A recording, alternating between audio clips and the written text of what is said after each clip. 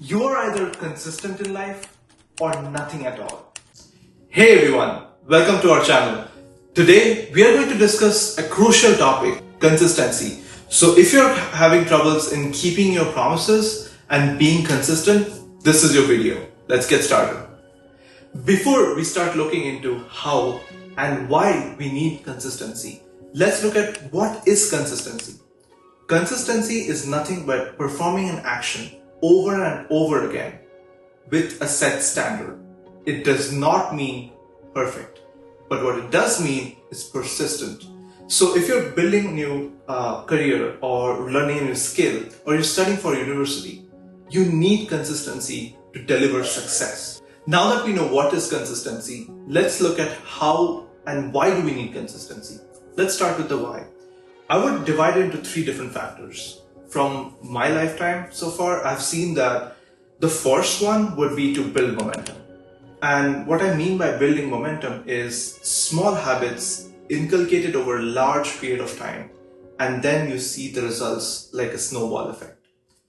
I would like to give an analogy. It's like learning how to drive. For example, when you're learning how to drive, you're looking at the cars ahead of you. You're learning about how to give indications, looking at traffic lights, speed bumps, stop signs. Your brain is overwhelmed with all the information in front of you, and it's trying to process real time at speed. And that is difficult, right? So, do people not learn how to drive? No, it gets easier as you start practicing. You start inculcating habits and patterns when you're starting to drive. You are now comfortable with giving indicators, stopping at the stop sign, controlling your speed, changing lanes. And eventually, like a snowball effect, you're able to not only drive, but also talk to somebody, listen to music. So it gets easier for you. And that's how building momentum looks like. In all, habits are additive and compounding in nature. So use them wisely. The second point, increasing discipline. Have you noticed parents discipline their kids from a very young age of what to do and what not to do? Wash your hands, eat greens with your meals, no ice cream before bedtime, when to wake up, say thank you, say sorry.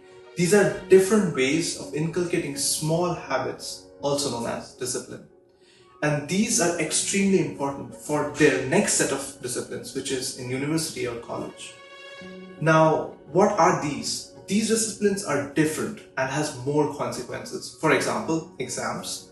You have to give exams and pass, or otherwise you'll fail the class. You have to show up in class. What if you're late? You might get bad grades or no attendance. These are different discipline factors that train you throughout your life. And the next part is when you're working on a business by yourself for a corporate, etc. You will start noticing a pattern throughout your life about disciplines. Third point is delivering results. Delivering results is very crucial for achieving your success. And the more consistently you are doing so, the likelier you will achieve your goal. As Alex Hormozy says, an entrepreneur is nothing but someone who is able to work on a certain goal for a long period of time without seeing any results. Let me ask you something. Did you question if you would be able to drive or not? Did you all just trust the process? Is it because you saw your friends, your siblings learn how to drive? And if so, why didn't you trust the process with your fat loss journey or building a different business or getting straight A's? Why did we not trust the journey there? I look at it like an equation. You are either having a desire problem or a consistency problem. AKA, you're not desiring the goal enough that you can have discipline, motivation for long periods of time to achieve that goal. Or you have a consistency problem that you haven't figured yourself out enough. You don't know the habits that makes you consistent and keeps you going towards that goal. Be honest to yourself and find out your problem. I have termed this the hidden contract. What is a hidden contract? It is a contract between you and your desired results. The stronger the desire, the more likelihood that you honor the contract. Now we are going to talk about how we can achieve consistency and what ways has helped me throughout my life. This is over a course of school life, college years, as well as now in the corporate life. The first one is set clear expectations and goals. And what I mean by that is change your own pace, put your own systems into place, and see what kind of contract you're willing to work for. And what I mean by that, this is just a contract between you and your own brain. If you want to ace an exam, make sure that you're able to prepare enough that you'll actually be able to be good at the exam. Work towards a common goal, set clear expectations, and break that goal into smaller tasks. That makes the goal more achievable, more manageable, and higher likelihood of you achieving the goal. Also, if you're trying to set an overwhelmingly big goal, one way that has worked for me is, for example, if I'm starting a project and I don't really know all the moving parts of the project, but I have an idea, at least I know the first step. And by taking that first step immediately, it basically implies to our brain that we are signing the contract. It implies that we are taking the first step and we are confident about reaching that goal. This has helped me a lot, especially with tougher subjects in university, as well as projects that might be more ambiguous than previously thought.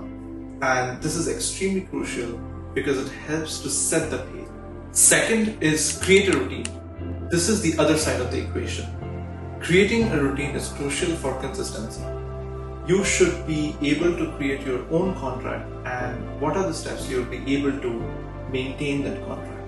For example, if your desire is strong, you would be able to take 1,000 steps compared to somebody who's not very, maybe not that motivated towards the goal.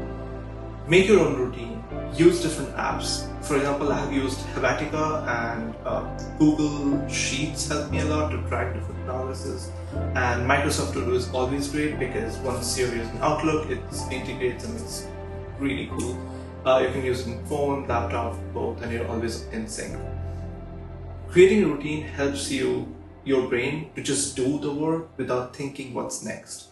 It's habitual, and over time, you will be able to complete far more objectives and parts of your goal than you initially thought you would. So yeah, create a routine. For me, nowadays morning routines work, but in my university days I was more of a night person. So stick to a routine, whatever you create and whatever works for you. Third one is the reward system. Now this is more of the point which most people like, even I like it. Reward yourself. There is no pleasure for achieving a goal if there is no reward for it. So reward yourself, don't just wait for the outcome.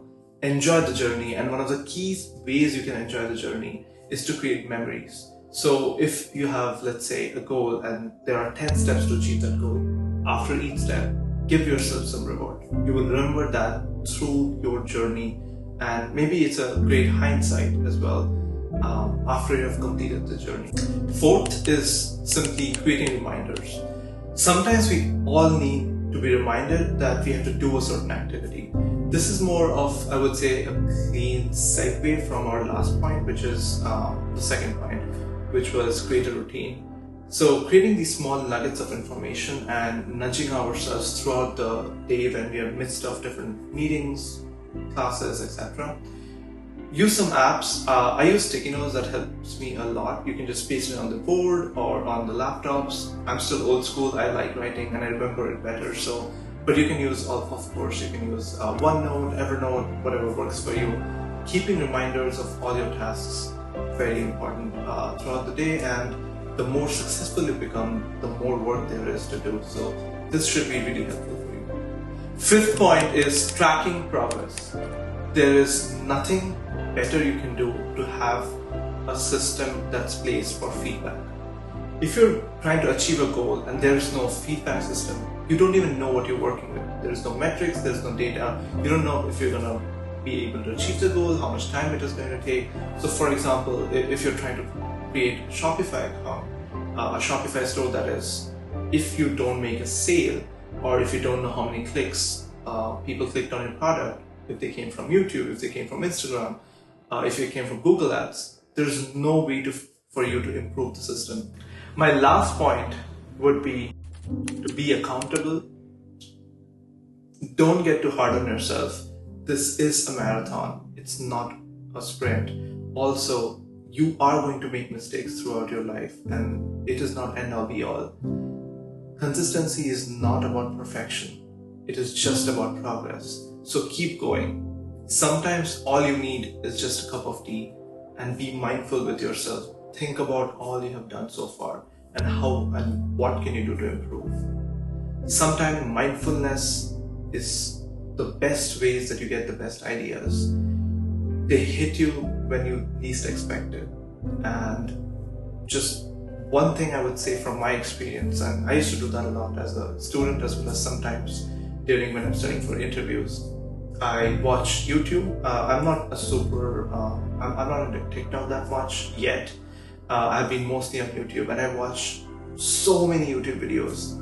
And what that does is doesn't let you think. It's a dopamine hit after dopamine hit, and it doesn't help your brain to be just by yourself and be mindful of everything that you're thinking. So maybe schedule a 10-minute just to walk, or I do walk and just sit with a coffee, something like that works for you, where you can be calm, quiet, and collective about everything that you're going to achieve this day. That's all for me today. Thank you everyone, and hopefully some of these tips have helped you, and if I can help at least one of you, that's great. Thank you so much for watching everyone. See ya. Adios.